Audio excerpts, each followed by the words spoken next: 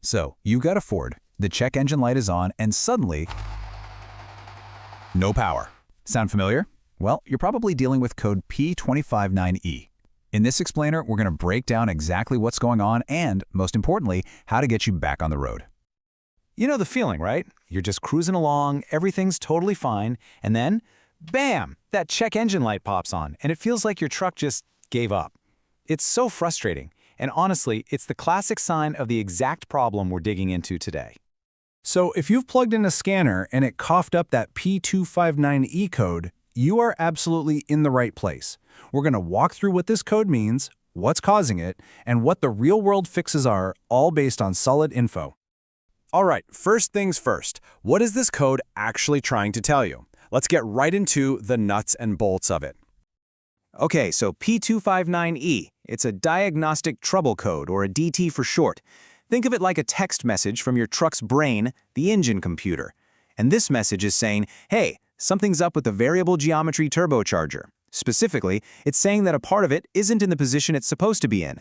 It's like a key player on a team not being where the coach told them to be. Now, that sudden massive loss of power, that's not a coincidence. It's actually a safety feature called derate mode.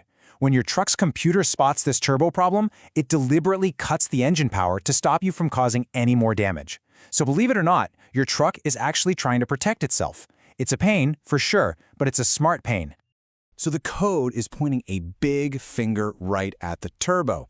But what part of the turbo system is actually crying for help? And this right here, this is basically our roadmap for the rest of this explainer. The research points to 4 main culprits, and the good news is each one has a pretty clear solution.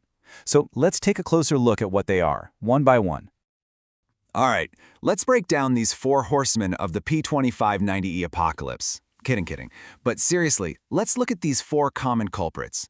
And we'll start with the VGT actuator. First on our list is the VGT actuator. You can think of this part as the bouncer, or the gatekeeper for the air flowing into your engine. It's constantly adjusting little vanes inside the turbo to control the boost pressure. It's absolutely critical for getting the power you expect. So what happens when this gatekeeper gets damaged or just stops working right? Well, it can't control the airflow anymore.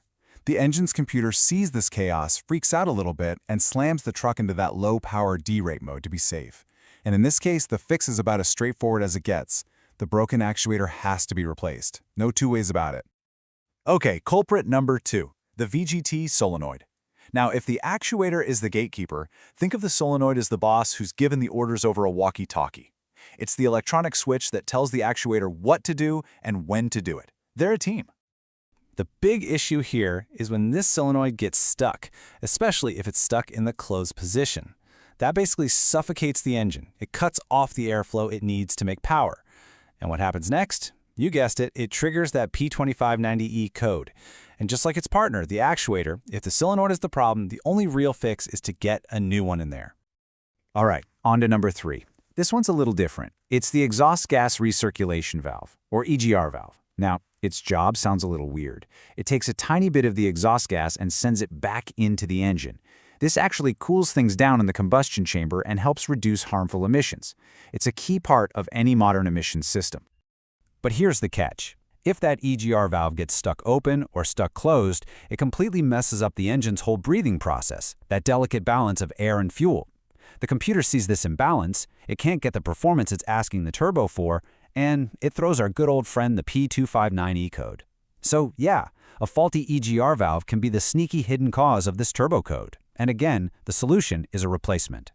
And finally, we've got our 4th culprit, and this one isn't about a single broken part. It's more of a system-wide issue, excessive oil buildup.